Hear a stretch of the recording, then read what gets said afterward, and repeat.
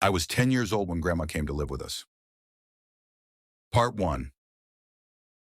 It was about 6 months after Granddad passed away, and I guess, looking back, she must have been lonely in that big house of theirs, rattling around with only the grief and memories for company. So despite a few protests from Mom, my parents took her in. There were no protests from me, none at all. Grandma was loud and fun, and I loved her. She had an almost limitless supply of boiled sweets, and she'd always slip me a couple whenever she saw me. She was always the first to stick up for me when I got in trouble too. But it was her stories I loved best. Grandma had all kinds of stories.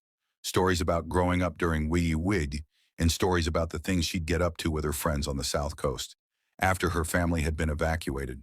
Sad stories, funny stories, adventure stories. But it was her scary stories that were my favorite. Grandma had lots of scary stories. She told me she dabbled in the occult when she was a teenager, trying out Ouija boards with her friends, tarot cards, fortune telling, all that stuff. Most of the stories I'd laugh off or forget about not long after she was done telling them. But there were a couple that really did spook me a bit. I was only 10 at the time, you have to understand.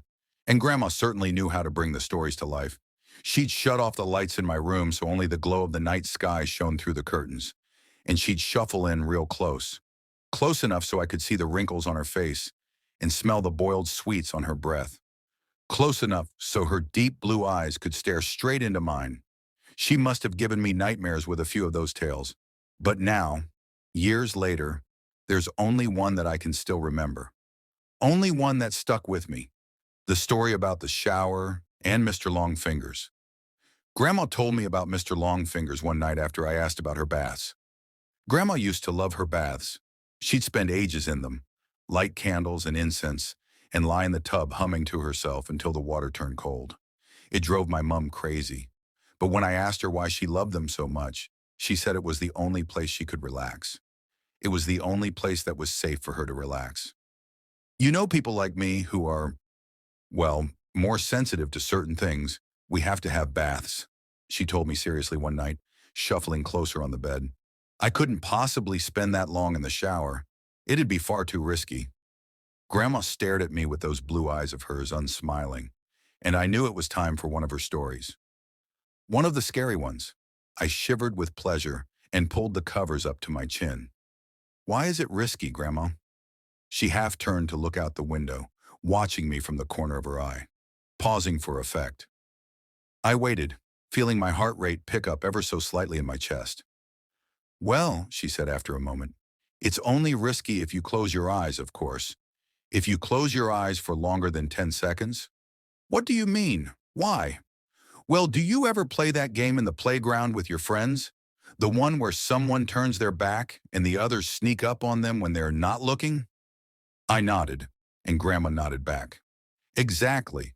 So that's what it's like in the shower, when you have your eyes closed. That's what it's like with Mr. Longfingers. A cold itch tickled back. Who's Mr. Longfingers, Grandma? She let out a deep breath, as if she wished she hadn't said anything, turned her head back to face mine. When she next spoke, she lowered her voice. No one knows exactly, Grandma whispered. Some think it's a creature that's attracted to the heat and smell we give off in there. Others think it's a demon that finds a way into our realm through the dense steam clouds. No one can say for sure, because the only ones who have actually seen Mr. Longfingers aren't ever going to be able to tell you. I pulled in a breath. Why not? Grandma shuffled closer along the bed and leaned towards me, leaving my question hanging in the air. Don't you worry about it, sweetheart. Don't worry your pretty head. As long as you remember the rules, you'll be fine. What rules? Well, when you're in the shower, you try not to close your eyes for too long. 5 seconds is fine, and 10 is just about okay too. But any longer than that, yeah? Then what? Well, any longer than that, and you may just start to feel something in the room with you, something watching, and if you ever go longer than 15 seconds, that's when you might start to hear a noise too. Hear what? The soft tap, tap, tap of fingers on glass. Fingers drumming against the glass door of the shower. If you do ever hear that noise, God forbid, will you make me a promise? What, Grandma? Promise me you'll never open your eyes. If you like, for part 2, please click the subscribe button and click the link in the comment section.